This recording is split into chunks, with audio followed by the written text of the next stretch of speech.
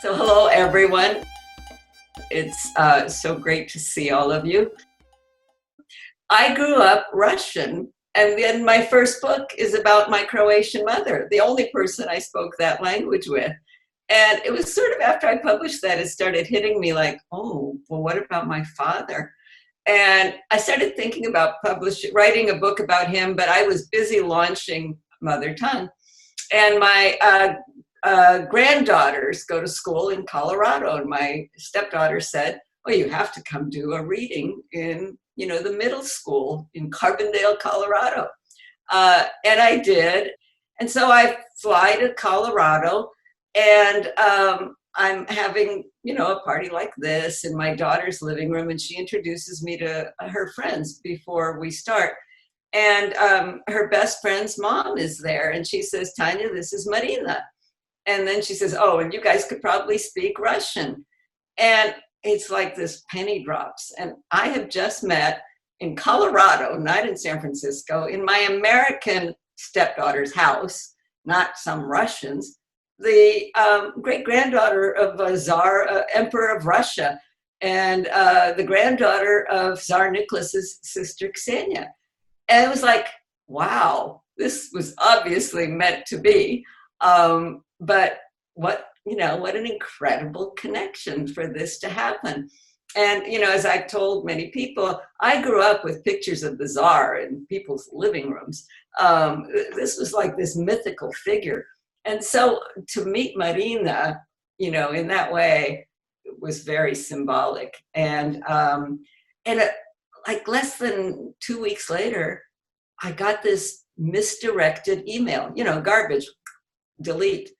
And then I got another one, and they were from The Economist magazine. And they were to somebody called Artyom Amochaev. I didn't know an Artyom Amochaev. And somehow my brother convinced me to look him up. Our family was the only Amochaev family to leave Russia. My father, his two brothers, the three brothers who were kicked out of Yugoslavia, were the only ones who ended up anywhere outside of Russia. And in Russia, it's also a very unusual name.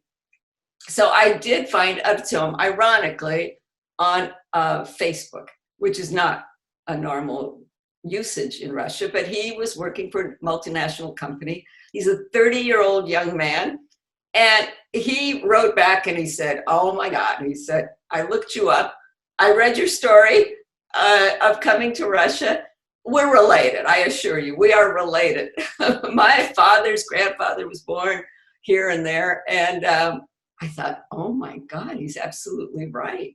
And within 10 days of that email, all of a sudden, I had this trip planned. I had this empress in my family, in my circle, and I decided the book had to be about the connection of those three families. Oh, and there was one other thing that was incredible, which is Marina, of course, is Marina Romanov, because that was the royal family. Well, my grandmother was Romanov. That's why I write my book says Tania Romanov. So we had a little bit in common. Mine was a peasant Romanov, hers was a princess Romanov, but so we shared that, and I started doing the research.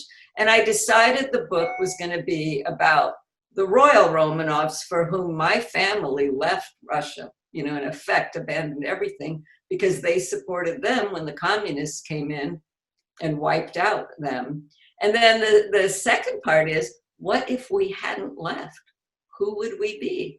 And that was Artyom's family. And so we were going to Russia to find the village where my father was born and the house, which, I had been in 40 years earlier, nobody else had ever been in, to meet the Amochaev family, who also came from directly the same area, and to travel through Russia and to go to some of the spots where Marina's family left, because both our families left Russia from Crimea, and hers in 1919, because they were exiled as well to Crimea, but she was fortunate. She had a cousin with a little bit of influence. King George of England sent a ship and took them away.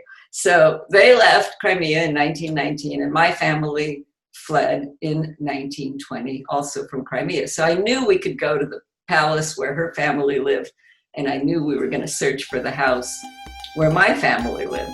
So I'm going to do a few readings.